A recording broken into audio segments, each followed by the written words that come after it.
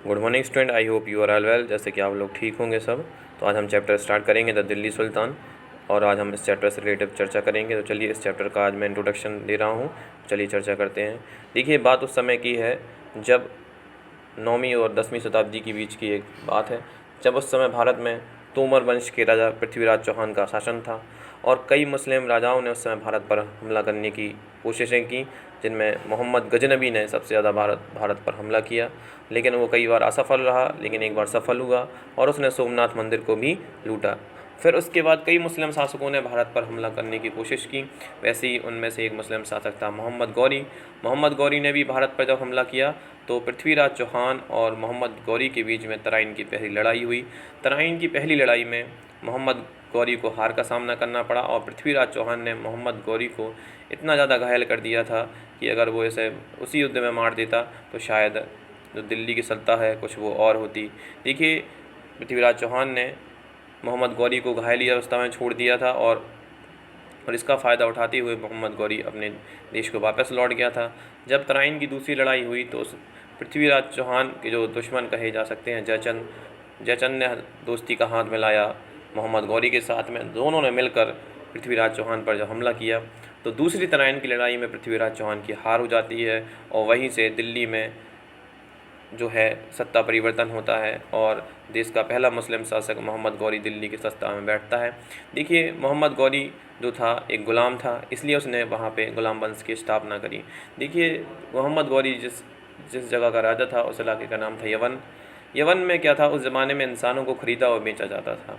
देखिए, मोहम्मद गौरी के पास कई हज़ारों की संख्या में ग़ुलाम थे, तो उसका जो सबसे प्रिय ग़ुलाम था वह कुतुबुद्दीन ऐबक था, और उसने तराइन की पहली व दूसरी लड़ाई में एक सेनापति का रोल भी निभाया था। देखिए, उसकी वीरता से खुश होकर मोहम्मद गौरी ने कुतुबुद्दीन ऐबक को दिल्ली का शासक बनाया। देखिए, कुतुबुद्दीन ऐबक ने पहले जो है जो कैपिटल है वो अपनी दिल्ली को नहीं बनाया, उसने पहले लाहौर को अपना कैपिटल बनाया। बाद में कुतुबुद्दीन ऐबक ने अपनी राजधानी को बदल कर दिल्ली कर लिया। देखिए, जब कुतुबुद्दीन ऐबक जो था एक ग़ुलाम था, इसलिए उसने अपने आप को कभी राजा स्वीकार नहीं किया, वो हमेशा मोहम्मद गौरी को ही अपने राजा स्वीकार करता रहा। देखिए, जब उसने वहाँ पे सिक्के बनवाए तो सिक्के में एक तरफ उसने मोहम्मद गौरी का पोस्टर बनवाया, और एक तरफ लक्ष्मी जी और गणेश जी की मूर्ति को चिन्हित कराया। देखिए, मैं आपको बता दूं, उस ज़माने में वहाँ इंसानों की बोली लगाई जाती थी, और जो सबसे ऊंची बोली लगाता था वह इंसान उसके घर में ग़ुलाम बनकर रहा करता था। देखिए, उसी दूसरी तराइन की लड़ाई में एक और ग़ुलाम हुआ है जो दिल्ली सल्तनत का दूसरा राजा बना, जिसका नाम था इल्तुतमिश। इल्तुतमिश ने द्वितीय युद्ध में मोहम्मद गौरी का काफ़ी साथ दिया था, और मोहम्मद गौरी उसकी वीरता से काफ़ी प्रसन्न थे। तो मैं आपको बता दूं, कुतुबुद्दीन ऐबक अपनी उनकी लड़की थी उसकी शादी वो इल्तुतमिश के साथ कर देता है। तो देखिए, जब एक दिन कुतुबुद्दीन ऐबक अपने अन्य साथियों के साथ पर पोलो गेम खेल रहे थे। पोलो गेम क्या होता है कि घोड़े पर बैठकर एक स्टिक लेकर एक बॉल को मारना पड़ता है। तो अचानक कुतुबुद्दीन ऐबक घोड़े से गिर जाते हैं, और घोड़े से गिरकर उनकी मौत हो जाती है। तो उस समय दिल्ली में जो राजा बनने की हुड़ मच जाती है। तो तुर्क चाहते थे कि जो कुतुबुद्दीन ऐबक के जो दामाद हैं इल्तुतमिश को ही दिल्ली का राजा बनाया जाए या दिल्ली का सुल्तान बनाया जाए। देखिए, उस समय कुतुबुद्दीन ऐबक कुतुब मीनार का निर्माण करा रहे थे। तो कुतुब मीनार का निर्माण उन्होंने अपने गुरु कुतुब शाह के नाम पर करा रहे थे। तो कुतुब मीनार उस समय 3 मंजिल तक ही बन पाई थी, और अचानक से पोलो गेम खेलते हुए कुतुबुद्दीन ऐबक की मौत हो जाती है।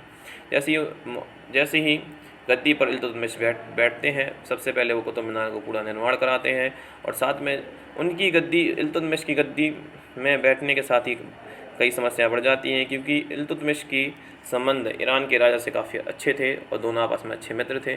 तो उस समय जो तैमूर लंग ने ईरान के राजा के ऊपर हमला कर दिया, और ईरान का राजा अपनी जान बचाकर दूसरे देशों की ओर भागा। ये भागते भागते तुर्की पहुंचा, और इसने वहां से एक पत्र लिखा इल्तुतमिश को कि मैं आपके देश में आना चाहता हूं, क्योंकि मुझे तैमूर लंग जो था मानना चाहता है। तो मैं आपको बता दूं कि उस समय जो तैमूर लंग की जो दहशत थी वो काफ़ी ख़ास तौर में मध्य एशिया में जो आप बात करें उसकी काफ़ी पावरफुल दहशत थी, और साथ में भारत में भी कई उसकी बहुत दहशत मानी जाती थी। देखिए, इल्तुतमिश भी काफ़ी तैमूर लंग से डरता था।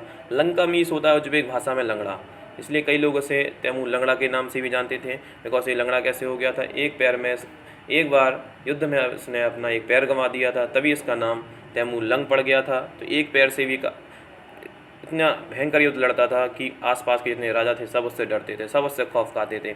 इल्तुतमिश भी खौफ खाता था कि अगर वो ईरान के राजा को अपने यहाँ पनाह दे देगा तो तैमूर भारत पर हमला कर देगा। तो ईरान का राजा पत्र लिखता है और कहता है इल्तुतमिश से कि मेरी जान खतरे में है और आप मुझे पनाह दे दीजिए।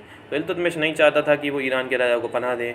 अगर किसी कारणवश तैमूर को एक खबर मिल जाती है तो वह दिल्ली पर तुरंत हमला कर देगा, और हमला करने का मतलब है कि लाखों लोगों को मार देगा।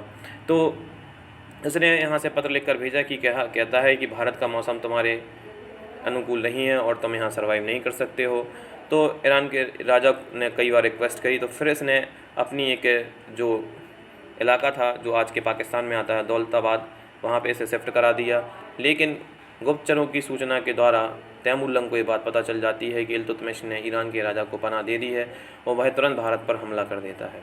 जैसे ही वह भारत पर हमला करता है तो दिल्ली में उस समय लाखों लोगों की वह हत्या कर देता है और दिल्ली सल्तनत को लूटपाट मचाता है और लूटता है। और इल्तुतमिश को भी कहता है कि अगर आप नहीं बताएंगे तो इस दिल्ली सल्तनत को हम पूरी तरीके से तबाह कर देते हैं। तो इल्तुतमिश उसके पैरों के नीचे गिरता है, गिड़गिड़ाता और कहता है कि मैंने ईरान के राजा को जो दौलताबाद में पनाह दी है, मैं उसने उस राजा को वहाँ बुलाया, ईरान के राजा को, और तैमूर ने उस ईरान के राजा की हत्या कर दी। और इल्तुतमिश ने बहुत रिक्वेस्ट करी, उसकी रिक्वेस्ट करने के बाद ही तैमूर वहाँ से वापस लौटा, लेकिन उसने दिल्ली को लूटा और साथ में लाखों लोगों की उसने उस समय हत्या की थी। देखिए, आज मैंने स्लेट डायनेस्टी के 2 राजाओं की चर्चा की है, और आगे मैं और राजाओं की कहानी आपको बताऊँगा। तो आपकी वीडियो है यहीं फिनिश होती है। Thank you.